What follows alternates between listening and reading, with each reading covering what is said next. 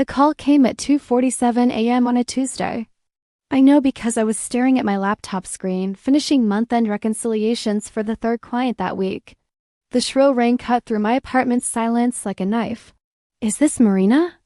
Lewis, my name is Marina, and I'm the kind of person who answers unknown calls at 3 o'clock a.m.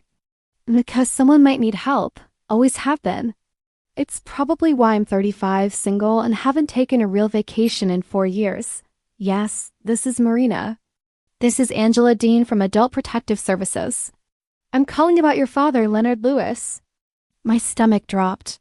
Dad had a stroke 2 years ago, and since then, I'd been sending Mom $1,500 every month for his care, $1,500 I scraped together by eating ramen, skipping dinners out, and turning down every invitation that cost money.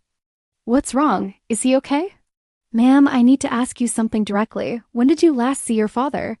The question hit me like cold water. It's been about 6 months. I live 8 hours away, and with work, Miss Lewis, your father is currently residing at Sunset Manor, a state-funded facility. He's been here for 3 weeks. The words didn't make sense. That's impossible. My mother said he was at home. I've been sending money for his home care. Silence stretched between us. Then Angela's voice, gentler now. Ma'am, I think you need to come down here tonight if possible. I was in my car within 20 minutes, still wearing my pajama pants under a hastily thrown-on coat. 8 hours of driving through the night, surviving on gas station coffee and the sick feeling growing in my stomach. Growing up, I was the fixer. When Caleb got arrested for underage drinking at 17, I was the one who convinced the officer to let him off with a warning. When Mom's credit cards got maxed out, I was the one working double shifts at the diner to help with groceries. When Dad's business started failing, I was the one who took out student loans I didn't need just to give him the cash. Marina will handle it became the family motto. And I always did. The nursing home sat on a depressing stretch of highway, all beige brick and barred windows. Angela met me in the parking lot, a tired-looking woman with kind eyes and a clipboard. That probably held more heartbreak than I wanted to know about. Before you go in, she said, I need you to understand that your father has been asking for you every day. He keeps saying his daughter abandoned him. The words hit me like a physical blow. I didn't abandon him. I've been paying. I know. That's why I called. She led me through sterile hallways that smelled like disinfectant and defeat. Other residents shuffled past in wheelchairs or leaned against walkers, their eyes vacant. This wasn't the dignified care I'd been paying for. This was warehousing. Dad sat by a window in the common room staring at nothing. He'd lost at least 30 pounds since I'd seen him. His clothes hung loose, and there was a stain on his shirt that looked days old. Dad? He turned, and for a moment his eyes were completely blank. Then recognition flickered, followed by something that broke my heart. Hope. Marina, you came back. I knelt beside his wheelchair, taking his thin hands in mine. Of course I came back, Dad. I'm here. I thought your mother said you were too busy. Said he didn't want to see me anymore.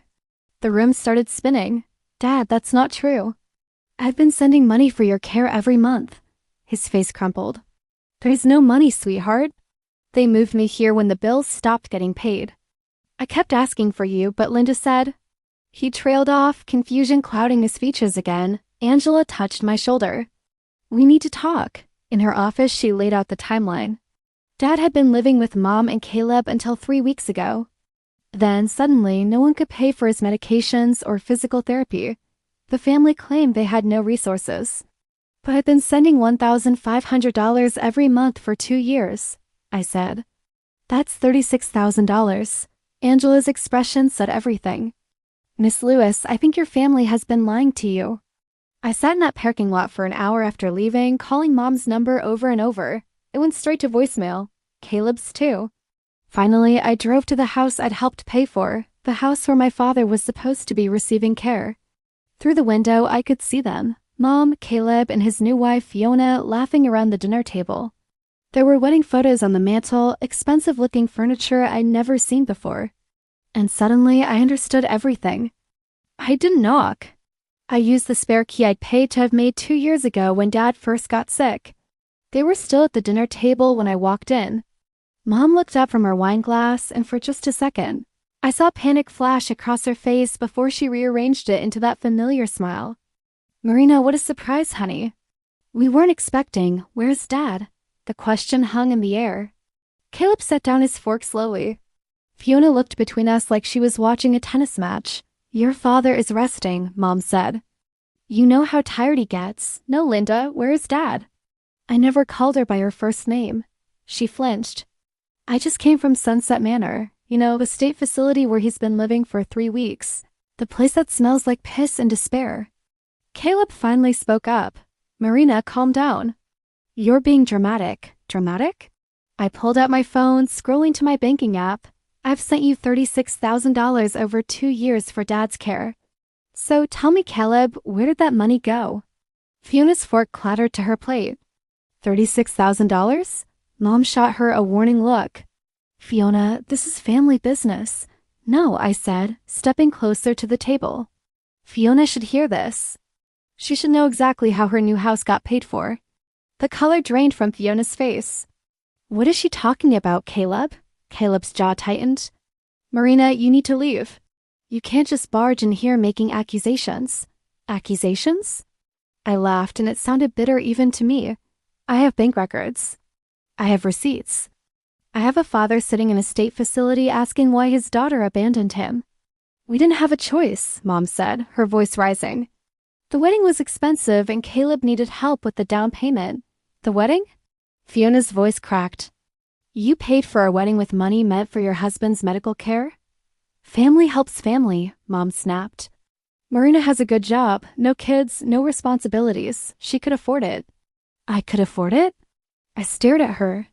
I've been eating cereal for dinner for 2 years. I haven't bought new clothes since 2019. I turned down a promotion that required travel because I thought I needed to stay close enough to help with Dad. Caleb stood up. Nobody asked you to make those sacrifices. You literally asked me every month.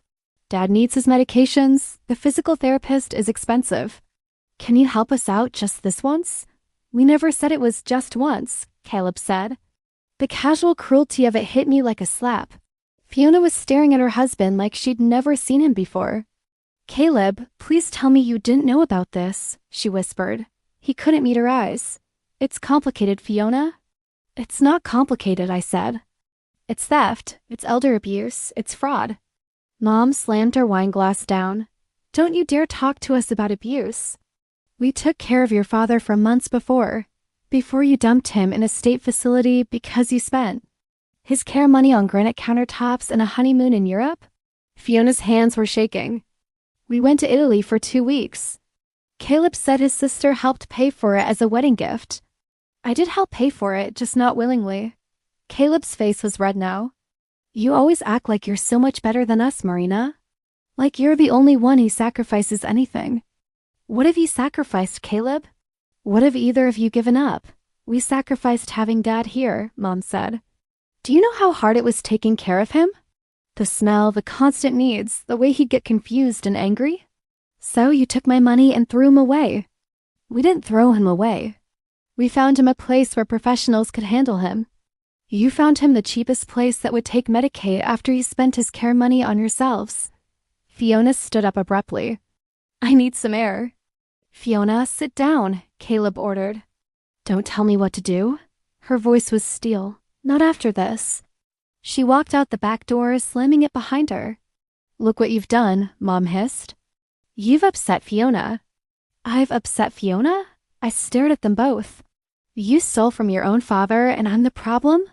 We borrowed it, Caleb said. We were going to pay it back. With what money? Your wife just found out her entire marriage is built on stolen money. You think she's going to be okay with that? She'd get over it, Mom said. Fiona loves Caleb. Fiona loves the man she thought she married, the one who could afford a beautiful wedding and a house in the suburbs, not the one who steals from disabled old men. Caleb stepped toward me. Get out of my house. Your house that I helped buy? I don't think so. I pulled out my phone and started taking pictures. The new furniture, the wedding photos, the expensive art on the walls. What are you doing? Mom demanded. Documenting everything for the lawyers. Lawyers? Caleb's voice cracked. I looked at them both, really looked at them. Mom with her fresh highlights and manicured nails, Caleb in his designer shirt. Both of them well-fed and comfortable while Dad wasted away in a state facility. You want to know what I'm going to do? I'm going to take back every penny. I'm going to make sure Dad gets the care he deserves, and I'm going to make sure everyone knows exactly what kind of people you are. I headed for the door, then turned back. Oh, and Caleb, you might want to call Fiona back inside. She's going to need to hear about the rest of it. What rest? He whispered. I smiled, and it felt like ice. I'm just getting started. I drove straight to the bank at 9 a.m. sharp. The manager, a woman named Patricia who'd handled my accounts for years, looked concerned when I asked to liquidate my savings. Marina, that's your emergency fund. Are you sure about this? I'm about to have the biggest emergency of my life, I said. I need liquid assets.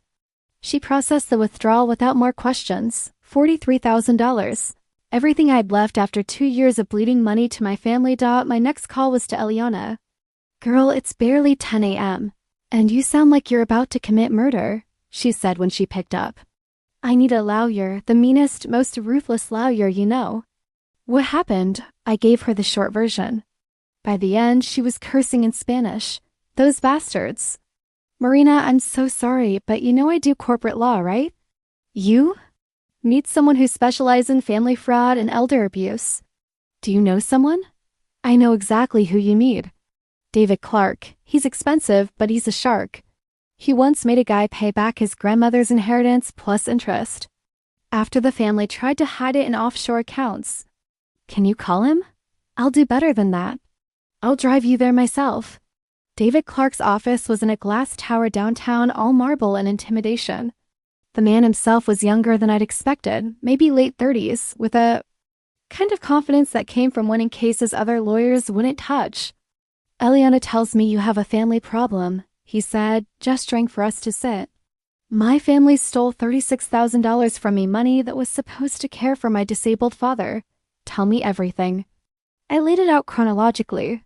The monthly payments, the lies about Dad's condition, finding him in the state facility. David took notes, occasionally asking for clarification. Do you have documentation of the payments? I pulled out my phone, showing him the bank transfers every month for 2 years, always to my mother's account. And they explicitly told, this was for your father's care? I scrolled through months of conversations. Dad needs his medication. The physical therapist is expensive. Can you help with the medical bills? David smiled, and it wasn't a nice smile. This is textbook. Fraud. What do you want from them? Everything. I want every penny back, plus damages. I want my father in proper care. And I want them to face consequences, criminal charges if possible. It's possible. Elder abuse, fraud, potentially forgery if they signed anything in your name. But Marina, once we start this, there's no going back. Your family will be destroyed. They destroyed themselves when they chose to steal from a disabled man. Fair enough. My retainer is $10,000. I wrote the check without hesitation. After the meeting, Eliana and I sat in her car in the parking garage. You sure about this? She asked. You think I shouldn't be? I think your family deserves everything that's coming to them. I'm just worried about you. What do you mean? Revenge is expensive, Marina. And I don't mean the legal fees. I stared out at the concrete walls. They left Dad in that place, Eliana. He's lost 30 pounds. He thinks I abandoned him. I know, and they're going to pay for it. I just want to make sure you don't lose yourself. In the process. That afternoon, I drove back to see Dad. He was in the same chair by the same window, but this time he smiled when he saw me. Marina, you came back again. I told you I would, Dad. I was afraid I dreamed it. Sometimes I dream things that feel real. I pulled up a chair next to him. Dad, I need to ask you something. Do you remember Mom and Caleb talking? About money? About bills or expenses? His face clouded. There was always fighting about money. Linda would get angry when the bills came. She'd say things. What kind of things? She'd say you were selfish. That you had plenty of money, but you didn't care about family. The words hit me like a physical blow. Dad, that's not true. I've been sending money every month. You have? His eyes cleared for a moment. Then where did it go? That's what I'm going to find out. I spent an hour with him, helping him eat lunch and listening to him talk about his physical therapy sessions that had stopped weeks ago. When I left, I made him a promise. Dad, I'm going to fix this. You're going to get proper care, and the people who did this to you are going to face consequences. What people? Mom and Caleb? His face crumpled. They're my family, Marina. They wouldn't hurt me. I know, Dad. I know. That evening, I sat in my hotel room with a bottle of wine and my laptop, going through 2 years of bank statements. The pattern was clear once I knew what to look for. The payments to Mom's account, then transfers to Caleb's account within days. Large purchases on their credit cards right after my deposits. My phone buzzed. A text from Caleb. We need to talk. I typed back, talk to my lawyer. Another text. Marina, please. Fiona left me. She took the kids to her mother's. I stared at the message for a long time, then deleted it without responding. My phone rang. Unknown number. Hello, Miss Lewis. This is David Clark. I've been doing some preliminary research on your family's finances. We need to meet tomorrow. There's more. More what? More money and more lies. This goes back further than you think. David spread the documents across his conference table like he was dealing cards, bank statements, credit reports, property records, the paper trail of my family's lies. Your mother has been forging your signature, he said without preamble. Look at this. He slid a loan application across the table. My name was signed at the bottom in handwriting that looked like mine but wasn't quite right. This is from 18 months ago. A $15,000 personal loan using you as a co-signer. I never signed this. I know, but the bank doesn't. Your mother used this loan to pay for Caleb's wedding venue. Eliana leaned forward. That's identity. Theft on top of everything else. It gets worse, David continued. He pulled out another stack of papers. She's been using your credit for years. Small amounts at first, then bigger ones. You're listed as a co-signer on Caleb's mortgage. The room started spinning. What, the house Caleb and Fiona live in? You're legally responsible for half the payments if he defaults. But your mother forged your signature on the mortgage documents too. She's been doing this systematically, using your good credit to fund their lifestyle. I stared at the papers. My name over and over in handwriting that wasn't mine. How much am I liable for? Potentially about $200,000. Eliana grabbed my arm as I swayed in my chair. Breathe, Marina. Just breathe. There's more, David continued. I ran a full credit check. You have 3 credit cards you didn't open, all maxed out. Your credit score has dropped 80 points in the last year. I check my credit report every month. They've been intercepting your mail, probably having it forwarded to a P.O. box. Classic identity theft tactics. My phone buzzed. A text from an unknown number. This is Fiona. Can we meet? I need to talk to you about Caleb. I showed the message to David. He nodded. You should meet with her. She might have information we can use. An hour later, I sat across from Fiona in a coffee shop downtown. She looked like she hadn't slept in days. Her wedding ring was gone. I left him, she said without preamble, took the kids and went to my mother's. I'm sorry. Are you? Because your lawyer is about to destroy our lives. Fiona, I didn't destroy your life. Caleb did when he stole money meant for his disabled father. She flinched. I didn't know. I swear to God, Marina, I didn't know where the money came from. What did you think? That Caleb suddenly got rich? He told me his business was doing well. He showed me bank statements, profit reports. It all looked legitimate. What kind of business? Consulting? He said he was helping small businesses with their marketing. I almost laughed. Caleb doesn't know anything about marketing. He got fired from his last job for showing up drunk. Fiona's face crumpled. I'm such an idiot. The signs were all there. He'd get mysterious phone calls, disappear for hours. When I asked questions, he'd get angry. What kind of phone calls? Arguments about money. I heard him yelling at someone about payments and deadlines. I thought it was clients. It was probably loan sharks. Loan sharks? Fiona, how much debt do you think Caleb has? I don't know. He handled all the finances. Said I? Didn't need to worry about it? I pulled out my phone, showing her the documents David had given me. He owes over $300,000 credit cards, personal loans, the mortgage, and half of it is in my name. She stared at the papers. This can't be right. Your mother-in-law has been forging my signature for years, using my credit to fund your lifestyle. Oh God. Fiona covered her face with her hands. The house, the wedding, the honeymoon, it was all stolen money. Now you understand why I can't just let this go. What happens to me, to my kids? That depends on what you know and whether you're willing to testify. She looked up sharply. Testify? Fiona, this is going to court. Criminal court, probably. If you cooperate, if you help us prove what they did, the prosecutor might go easier on you. I didn't do anything wrong. You benefited from fraud. You lived in a house bought with stolen money.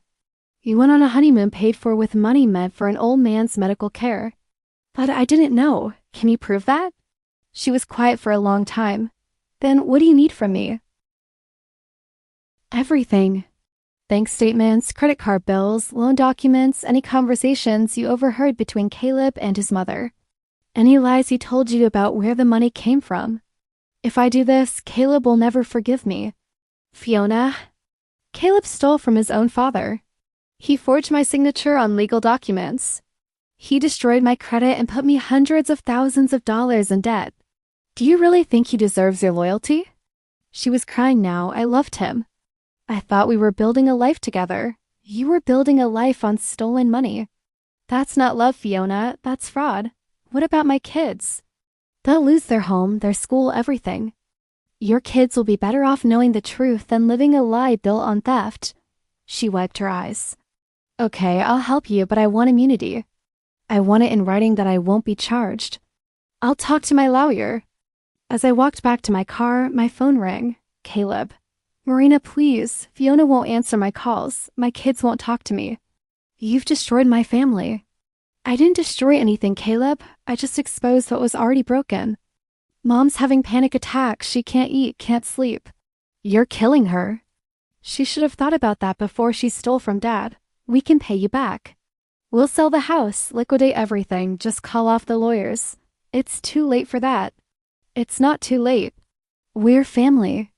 No, Caleb, family doesn't steal from each other. Family doesn't forge signatures. Family doesn't abandon their disabled father in a state facility. Marina, please. I hung up and blocked his number. Then I called David. Fiona wants to cooperate. She wants immunity. I'll call the prosecutor. This just got a lot easier.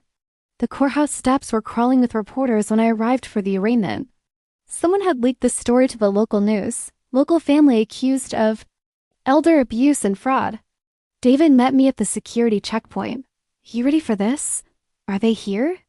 Your mother and brother are already inside with their lawyer public defender.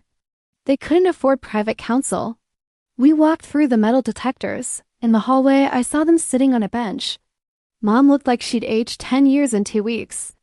Caleb sat hunched over, staring at his hands. Their lawyer, a tired-looking man in an ill-fitting suit, approached David. My clients want to discuss a plea agreement.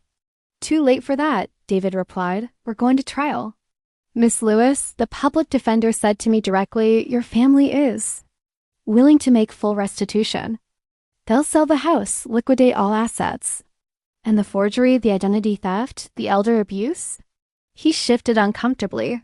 Those are more complicated charges. Not complicated at all. Your clients committed multiple felonies. They're going to face the consequences.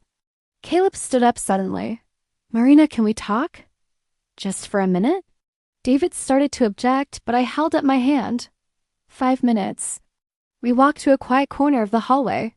Caleb looked terrible, unshaven, hollow-eyed, wearing the same clothes I'd seen him in days ago. Fiona filed for divorce, he said. I know. She's asking for full custody. Says I'm an unfit father. Are you? He flinched. I made mistakes, okay? But I'm not a bad person.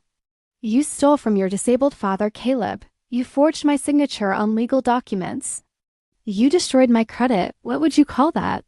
Desperate. I was desperate. Desperate for what? A bigger house? A fancier wedding? He looked around nervously, then leaned closer. Mom has a gambling problem. Has had one for Years, she owes money to some very bad people. The words hit me like ice water. What?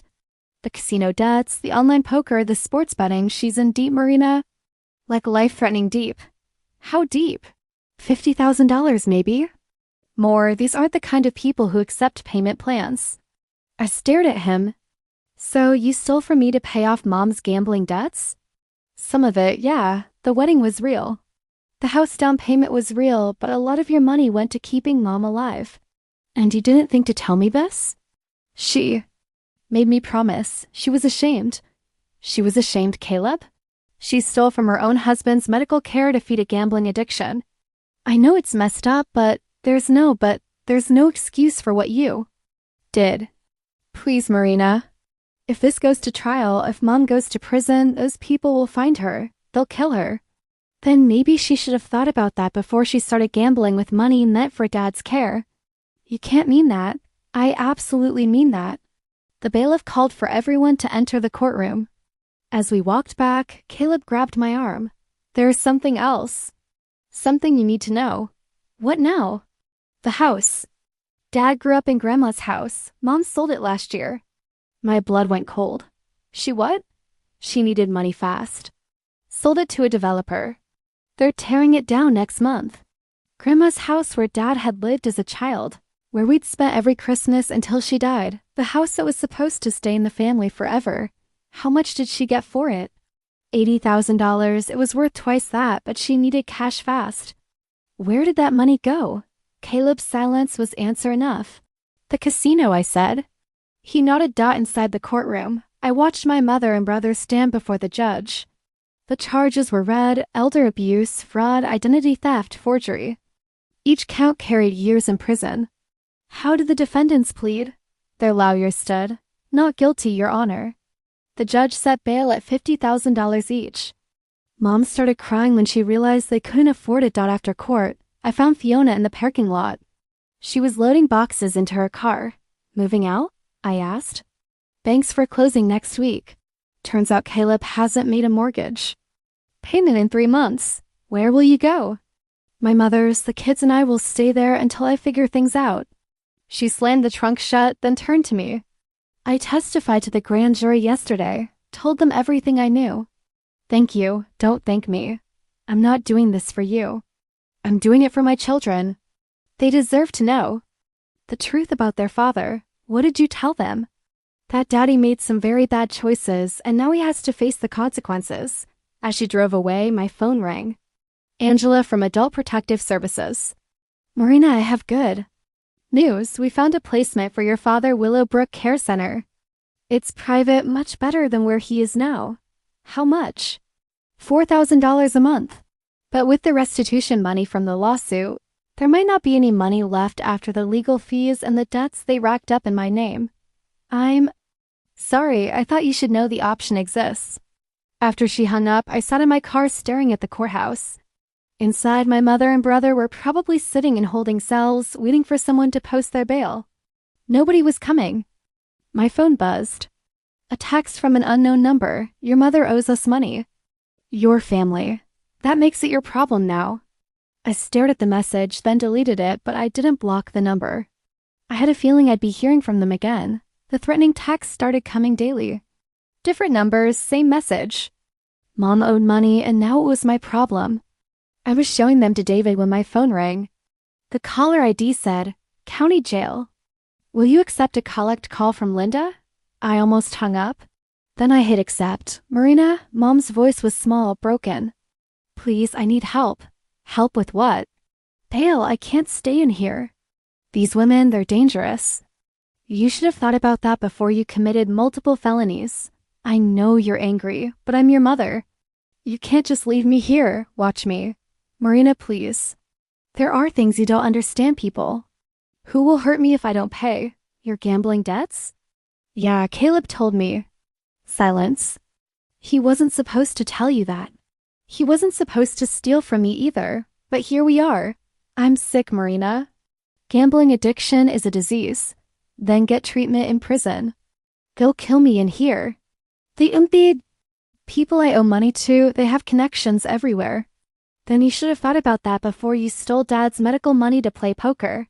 I was trying to win it back. I thought if I could just hit one big jackpot. You thought you could gamble your way out of a gambling problem? I know how it sounds, but it sounds insane. It sounds like the thinking of someone who shouldn't be trusted with other people's money. Marina, I'm begging you. Just the bail money. I'll pay you back. With what? You don't have anything left. You sold Grandma's house, remember? Her sob echoed through the phone. I had to. They were going to break my legs. So instead, you broke Dad's heart. Your father doesn't even remember the house. He remembers enough. He asked me about it yesterday. Wanted to know why he couldn't go visit Grandma's garden. I had no choice. You had a choice every time you placed a bet. You had a choice every time you forged my signature. You had a choice when you decided to abandon Dad in that facility. I never abandoned him. You left him in a place that smells like death while you spent his care money at the casino. What would you call that? The line went quiet. Except for her crying, Mom, are you there? I'm here. I need to ask you something, and I want the truth. How long have you been stealing from me? I never stole the truth, Mom. Another long pause. 3 years, maybe 4. 4 years. It started small, just a few hundred here and there when I was behind on bills. Then the gambling got worse and I needed more. What about Dad's stroke? Did you steal from me before that? Yes. The word hit me like a physical blow. So the money I sent for Dad's care, that was never really for Dad. Some of it was. I did pay for his medications, his doctor visits, but most of it went to gambling. I always planned to pay it back. With what money? I thought I could win. Stop. Just stop talking. I hung up and immediately called David. I need to know everything, every forged signature, every fraudulent loan, every penny they stole going back 4 years. That's going to take time. I have time. And I want criminal charges for all of it. Marina, if we go back 4 years, your mother is looking at serious prison time, like decades. Good. That afternoon, I drove to see Dad. He was in the day room working on a jigsaw puzzle with shaky hands. Hi, Dad. He looked up and smiled. Marina, I was hoping you'd come today. How are you feeling? Better, the new medicine. Helps with the shaking. I sat down next to him. Dad, I need to tell you something about Mom and Caleb. His face clouded. Are they in trouble? Yes, they took money that was meant for your care. They spent it on other things. What kind of things? Caleb's wedding, a house, and Mom has been gambling. He was quiet for a long time, slowly turning a puzzle piece in his hands.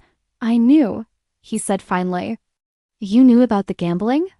I found the credit card bills years ago before my stroke, thousands of dollars at casinos. Why didn't you stop her? I tried. We fought about it constantly.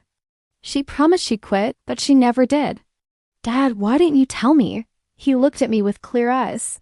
Because you were already sacrificing so much for us. I didn't want to burden you with more problems. It wouldn't have been a burden. I could have helped. You were helping every month, sending money, calling to check on us. I didn't want you to know how bad things really were. But Dad, if I'd known, you would have tried to fix it, just like you always do. But some things can't be fixed, sweetheart. Some people don't want to be saved. He placed the puzzle piece he'd been holding. It fit perfectly. What happens to them now? He asked. They're going to prison, probably for a long time. He nodded slowly. And what happens to you? What do you mean? This anger you're carrying, this need for revenge, what happens to you when it's over? I didn't have an answer. Dad, they stole from you. They abandoned you. Don't you want them to pay? They're already paying, Marina. Look at them. Caleb lost his wife, his children, his home. Your mother is sitting in jail, terrified for her life. They've destroyed everything they claim to be protecting. But they need to face consequences. They are facing consequences. The question is, what consequences are you facing? Before I could answer, my phone buzzed. Another text from another unknown number. We know where you work. We know where you live. Your mother's debt is now your debt. I showed Dad the message. His face went pale. Marina, these people are dangerous. You need to be careful. I'm not paying Mom's gambling debts. I'm not asking you to. I'm asking you to be smart, to be safe. As I drove home, I couldn't shake Dad's words. What consequences was I facing? I was about to find out. The trial lasted 3 weeks. Every day I sat in the front row, watching my family's lies unravel in public. The local news covered it extensively. Daughter exposes family's fraud scheme. Fiona testified first, her voice steady as she described finding out about the forged documents. He told me his sister was helping with the wedding as a gift, she said on the stand. I had no idea the money was stolen from her father's. Medical care. Caleb's lawyer tried to paint Fiona as a vindictive ex-wife, but the evidence was overwhelming. Forged signatures, fraudulent loans, years of systematic theft. When Caleb took the stand in his own defense, he broke down completely. I never meant for it to go this far, he sobbed. Mom said it was just temporary, that we'd pay it back. But you knew the money was meant for your father's care, the prosecutor asked. Yes, and you spent it anyway? Mom said Marina could afford it. She said Marina didn't have kids or a mortgage, so she didn't need the money as much as we did. So you decided your sister should fund your lifestyle? It wasn't like that. What was it like, Mr. Lewis? I don't. No, I was scared. Mom owed these people money and they were threatening us.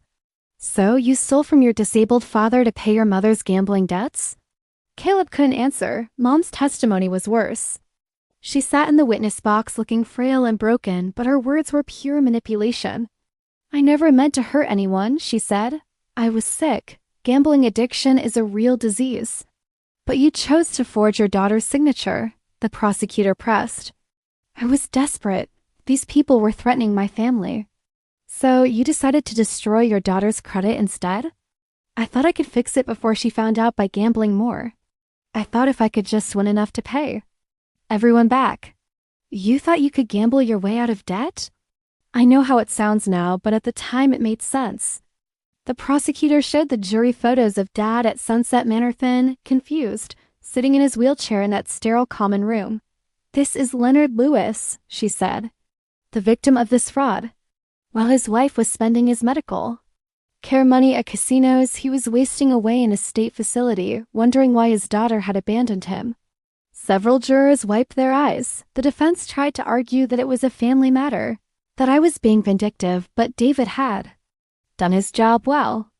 The evidence was clear, documented, undeniable. The jury deliberated for 6 hours.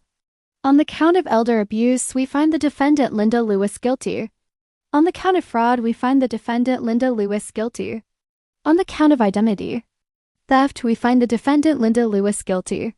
On the count of forgery, we find the defendant Linda Lewis guilty. The same verdicts for Caleb, guilty on all counts. Mom collapsed when the judge read the sentences, 8 years for her, 5 for Caleb. They'd serve at least half before being eligible for parole.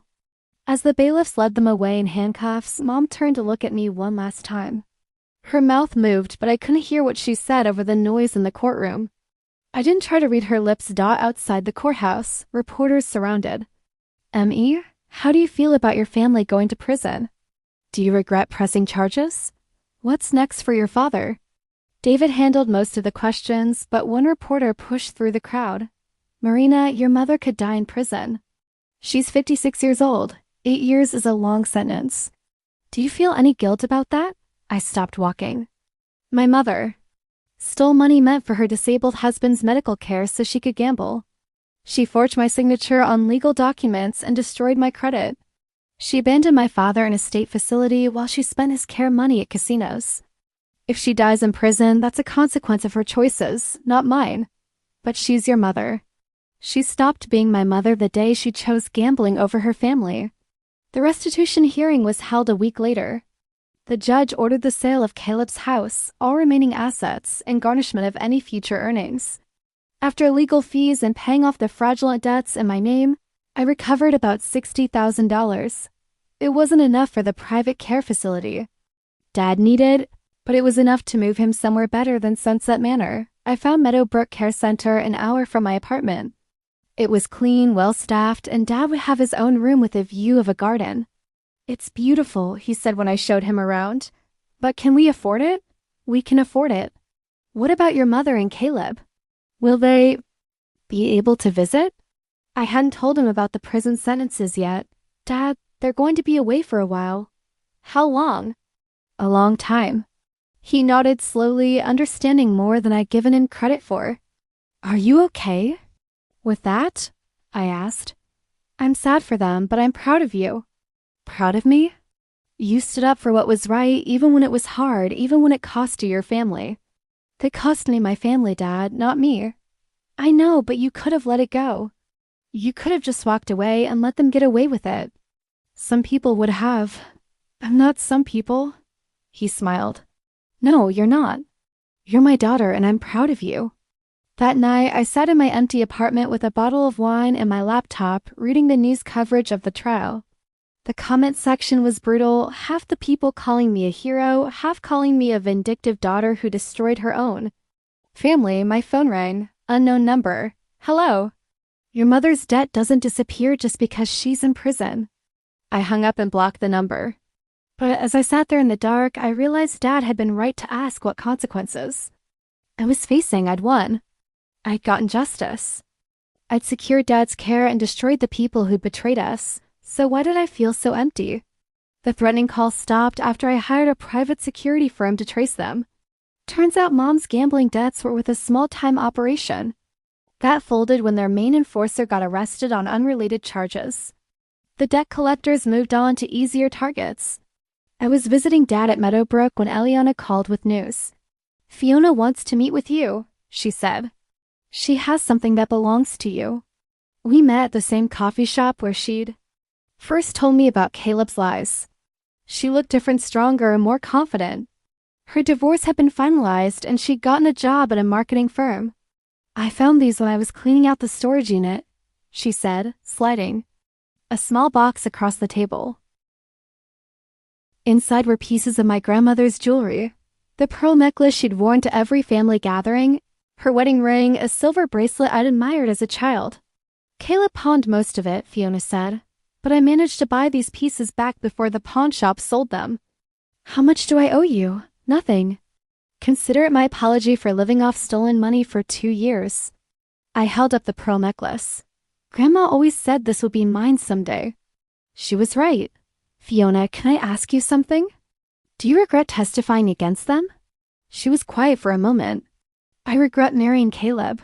I regret not asking harder questions about where the money came from. But testifying? No, my kids needed to see that actions have consequences. How are they handling it? Better than I expected. Kids are resilient. They know their father made bad choices, but they also know I'm going to protect them. From those choices, do they ask about him? Sometimes. I tell them he's learning to make better decisions. When they're older, I'll tell them the whole truth. After Fiona left, I drove to the cemetery where Grandma was buried. I hadn't been there since her funeral 5 years ago. Her headstone was simple, beloved wife, mother, and grandmother. I sat on the grass next to her grave and put on the pearl necklace. I got them back, Grandma. Mom sold your house, but I got your jewelry back. The wind rustled through the trees above me. I know you wouldn't approve of what I did. You always said family forgives family, but they weren't acting like family, were they? A groundskeeper walked by, nodding politely. I'd probably looked crazy talking to a headstone. Dad's safe now. He's in a good place with people who actually care about him. That's what matters, right? My phone buzzed. A text from an N. Unknown number, but this time it wasn't a threat. Miss Lewis. This is Sarah from Channel 7 News. We're doing a follow-up story on elder abuse. Would you be willing to share your experience? I stared at the message for a long time. Then I typed back, yes, the interview aired the following week. I sat across from the reporter in Dad's room at Meadowbrook with him beside me in his wheelchair.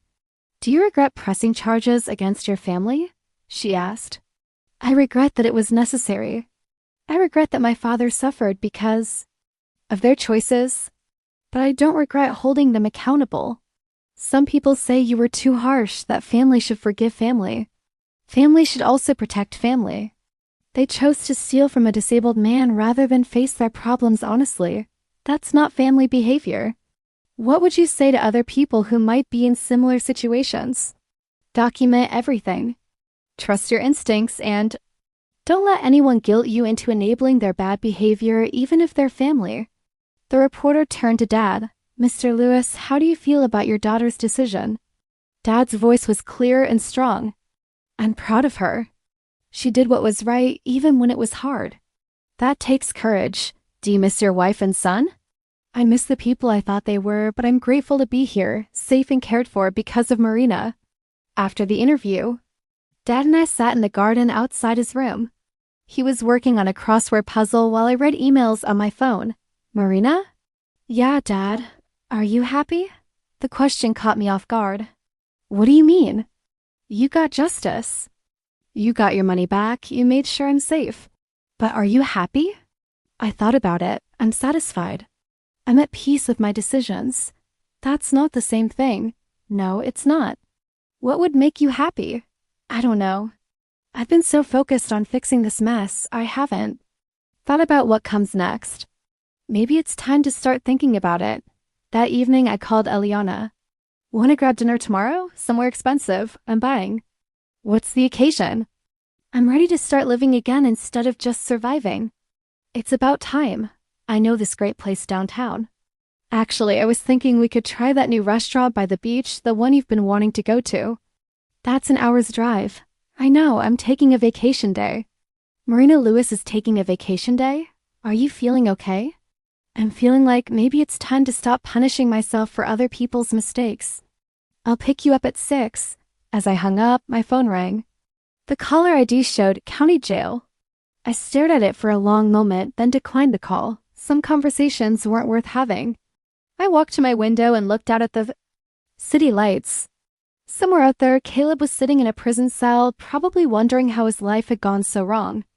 Mom was probably doing the same thing, maybe finally understanding that her choices had consequences. But that wasn't my problem anymore. I had my own life to live. And for the first time in years, I was ready to live it. My phone buzzed with a text from Dad, thank you for everything. Sleep well. I texted back, love you too, Dad. See you tomorrow. Then I turned off my phone, poured myself a glass of wine, and started planning my first real vacation in 5 years. Justice was done.